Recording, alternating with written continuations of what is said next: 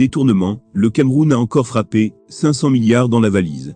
L'impôt, ce prélèvement que l'État fait sur les ressources des personnes physiques ou morales, afin de subvenir aux charges publiques, est vital pour l'économie et la stabilité sociopolitique d'un pays.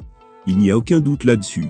Au Cameroun, l'impôt est collecté chez les particuliers et les sociétés, pour construire le pays. Mais la fraude et l'évasion fiscale, la corruption et d'autres pratiques condamnables, rendent le développement difficile à atteindre dans le pays dirigé par Paul Biya.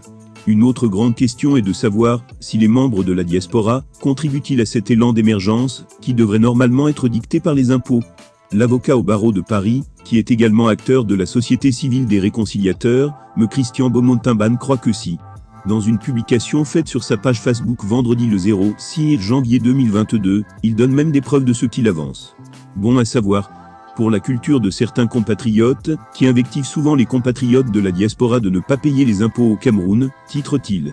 Retenez que chaque Camerounais qui envoie de l'argent à sa famille et ses proches au Cameroun, paie l'impôt au Cameroun, informe Christian Beaumont-Timban. Le Camerounais ajoute qu'en effet, en dehors des taxes prélevées sur son transfert, l'argent qu'il envoie permet à ses proches et familles de faire des achats. Et sur ces achats, l'État prélève la TVA, qui est un impôt sur la consommation, et le plus important au Cameroun, précise-t-il. Par conséquent, en tenant compte des chiffres moyens d'envoi d'argent de la diaspora au Cameroun, soit 500 milliards par an selon World Remit, la TVA générée par cet argent est d'environ 100 milliards de francs CFA. À cela, il faut ajouter l'effet induit sur les bénéfices des entreprises qui commercialisent. D'où d'autres prélèvements d'environ 100 milliards au titre des impôts sur les sociétés et autres. C'est alors dire qu'au total sur 500 milliards envoyés en moyenne, la diaspora paie 200 milliards d'impôts au Cameroun par an. Mais où passe tout cet argent ? C'est la grande interrogation, surtout que beaucoup de ménages n'arrivent pas à joindre les deux bouts. La richesse n'est pas redistribuée de façon équitable, c'est une évidence.